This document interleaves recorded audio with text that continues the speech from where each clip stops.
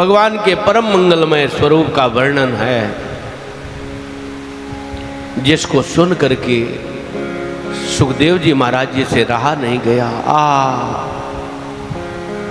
ऐसी भी सुंदरता संसार में कहाँ देखी जाती है, ऐसा भी सुंदर होता है। मैंने तो अभी तक सुना नहीं, ऐसा पहली बार सुना है। जब इतना सुंदर है तो उसको देखना चाहिए। अवश्य देखिए देखन जोगू, वर्णत छवि जहां सब लोग सब उसकी सुंदरता का वर्णन कर रहे हैं। अवश्य देखना चाहिए, क्यों देखने योग्य है। लेकिन मन में आया सुंदर है तो कोई आवश्यक नहीं इसको, उसका स्वभाव भी उतना सुंदर होगा। जितना सुंदर वो है, क्या आवश्यक है उसका स्वभाव भी उतना सुंदर है। हो सकता है स्वभाव अच्छा ना हो तो उसकी सुंदरता में रीझ के जाओ और फिर रोना पड़ जाए। पता नहीं कैसा स्वभाव है, इसलिए अपने आप को रोक लिया, आंख खोला लेकिन बंद कर लिया। होगा सुंदर, रहने दो। व्यास जी के पुत्रों शिष्यों ने जाकर के बताया, क्या हुआ, मेरे पुत्र के पास नहीं गाया इस श्लोक को? गाया, आंख भी खोला, चारों दिशाओं में देखा, लेकिन फिर से आंख बंद कर लिया। श्री वेद व्यास जी महाराज ने कहा है, आंख खोला है, देखा है, तो आएगा भी, गिड़गिड़ाएगा भी, रोएगा भी, प्रार्थना भी करेगा और सुनने की जिज्ञासा व्यक्त करेगा। घबराओ मत, एक श्लोक और मैं लिखता हूं। दूसरा श्लोक लिख करके भेजा। अब तो उस श्लोक में कितना सुंदर वर्णन है, भगवान के स्वभाव का वर्णन है। अहो वकीयम स्तन कालकूटम जिघांसया पाय यदाप्यसाद्धि लेभे गतिम धात्युर्जतां ततोऽन्यं तं वा दयालुं शरणं व्रजेम। आहा, कैसा मंगलमय स्वभाव है। जिस बकासुर की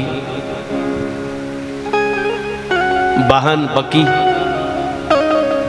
बकासुर की बहन बकी यानी पूतना, अपने स्तनों में जहर लगा करके जिन भगवान श्री कृष्ण को मारना चाहती थी, वे ही भगवान श्री कृष्ण उस पूतना को अपने माता की गति प्रदान किया।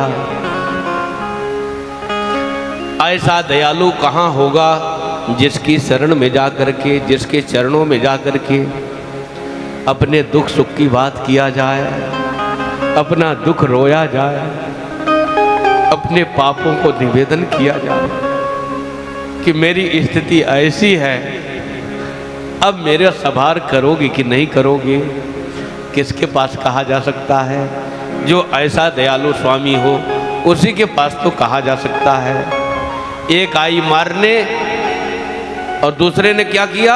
तार दिया। मारने के बदला तार देना कितना सुंदर स्वभाव है। इतते वे पाहन हने उदते वे फल देत। इधर से हम पत्थर मारते हैं और उधर से वृक्ष क्या देता है? फल देता है। कितना मंगलमय स्वभाव है।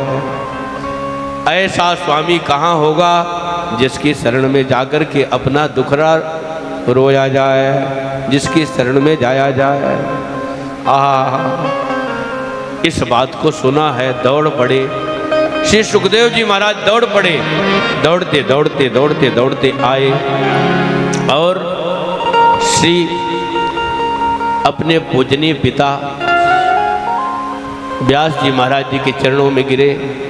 हे मेरे गुरुदेव, आप तो मेरे गुरुदेव हैं, आप मेरे पिताजी हैं, आप मेरे प्रभु हैं, आप मेरे सर्वस्व हैं।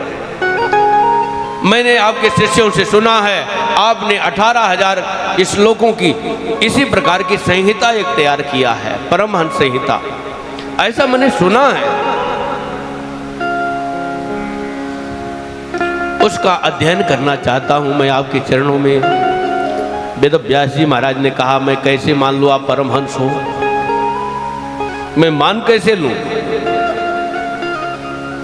मैं मानता हूं और मैं जानता भी हूं क्योंकि मैंने आपकी स्थिति देखी है, परंतु संसार के लोग नहीं मानेंगे, सोचेंगे पुत्र मोह में आकर के इतने बड़े भागवत की रचना किया और अपने पुत्र को पढ़ाया, दूसरे को नहीं पढ़ाया, उसका दान अपने पुत्र को ही दे दिया, इसलिए मैं इसका दान तुम्हें नहीं दे सकता हूं। सार्वजनिक रूप से यह तय हो जाए कि तुम्हारे समान परमहंस कोई नहीं है, तब तो मैं तुम्हें पढ़ा सकता हूं, लेकिन सार्वभौम रूप में कौन स्वीकार करे? राजा जनक जी के पास भेजा। राजा जनक जी महाराज ने उनकी परीक्षा लिया। नवीन नवीन स्त्रियों के पास उन्होंने रखा, लेकिन काम का कोई प्रभाव उनके ऊपर नहीं पड़ा। कोई पंखा जल रही है, कोई भोजन लेकर के खड़ी है, कोई उनके चरणों में तेल लगा रही है, कोई सिर सुहला रही है, कोई इत्र फुले लगा रही है, कोई पान खिला रही है। इस तरह से 3 दिन की तक सेवा हुई, लेकिन उसके बाद काम का कोई प्रभाव श्री सुखदेव जी महाराज जी के हृदय में नहीं पड़ा। भाई मिट्टी की पुतली बनाओ या पुतला, मिट्टी के अतिरिक्त क्या है? इसी प्रकार से यह मानव, चाहे स्त्री हो चाहे पुरुष हो, रचना तो एक ही की है और एक ही तत्व से है। 5 तत्वों से ये भी बना है, वो भी बना है, एक ही ने बनाया है और एक ही प्रकार के तत्व से बनाया है। चाहे पुतली बना दो चाहे पुतला बना दो, भगवान के सब अंश हैं, भगवान के सब सेवक हैं, भगवान की सेवा सबको करना चाहिए।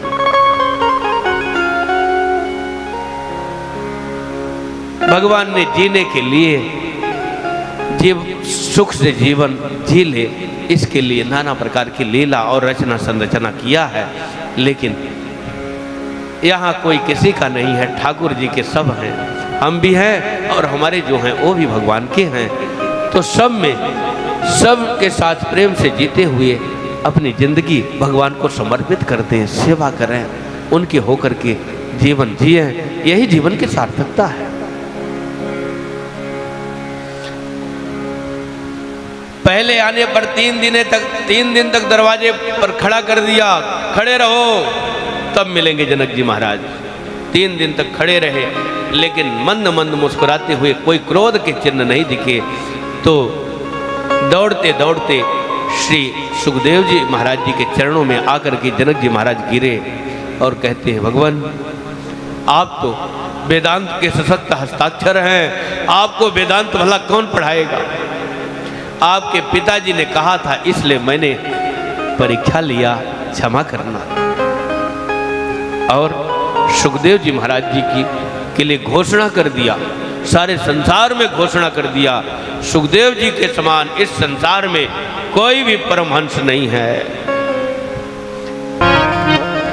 संसार में ऐसा कौन प्रकट हुआ है जिसको माया जनित विकारों ने नहीं घेरा है? जिन जिन माया जनित विकारों की हमने गणना किया, कौन ऐसा संसार में है जिसको माया से उत्पन्न विकार ने नहीं घेरा? चाहे नारद जी हों, चाहे शंकर जी हों, चाहे ब्रह्मा जी हों, चाहे सनकादिक हों, अथवा आत्म विशारद और मुनि महात्मा हों, सबको घेरा। शिव चतुरानंद जाहि डराही, अपर जीव के ही लेखे माही।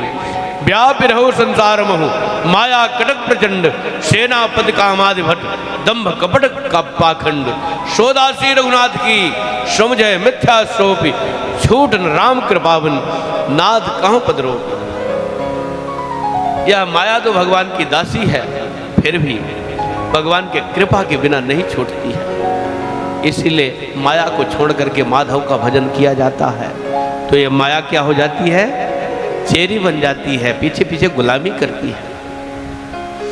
श्री भरत जी महाराज माया को छोड़ करके कहाँ चले? माधव के पास, भगवान के पास चले। तो माया सेवा कर रही कि नहीं? किए जाहि छाया जलद सुखद बह बरबारी तस्म मग भयो न राम कह जस भा भरत जात। प्रकृति सेवा कर रही है, ये सारी प्रकृति चेरी हो जाती है, उस भक्त की सेवा करती है जो माया को छोड़ करके माधव का भजन करते हैं। वो माया चेरी हो जाती है, प्रकृति गुलामी करती है। ऐसे ही परमहंस श्री सुखदेव जी महाराज हैं, जिनकी माया चेरी है, माया उनका कुछ भी नहीं बिगाड़ सकती।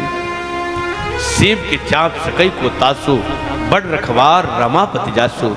जिसके लक्ष्मी निवास रमापति, जिसके रक्षक हैं, उनका भला संसार में कौन क्या बिगाड़ सकता है।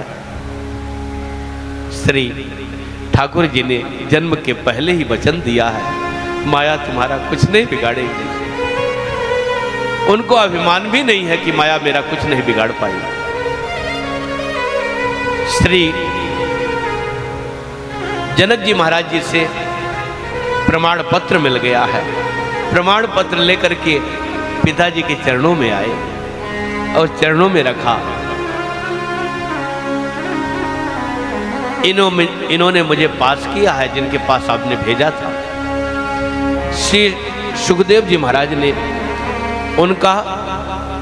उनको कौपीन पहनाया है, जनेऊ संस्कार करवाया है, क्योंकि जन्म लेते ही चले गए, जिनका नालो छेदन तक नहीं हुआ था।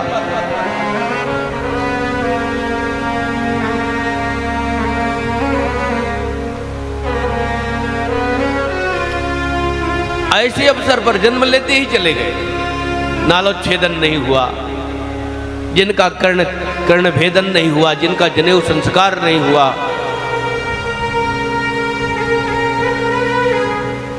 जिनका नाम नहीं रखा गया, कुछ नहीं। इसीलिए तो सुख सुख कहने लगे। सुख ही तो पैदा हुए थे, सुख जैसा उनका सब था।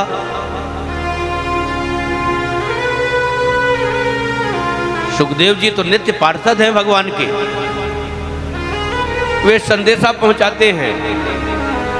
राधा रानी के हथेली पर उड़ करके बैठ जाते हैं, राधा रानी सिखाती हैं हरे कृष्णा कृष्णा कृष्णा हरे हरे, हरे राम राम राम हरे हरे सिखाती हैं। तो जा करके कन्हैया की हथेली पर बैठती हैं और कहते हैं सुखदेव जी हरे कृष्णा कृष्णा कृष्णा हरे हरे, हरे राम राम राम हरे हरे।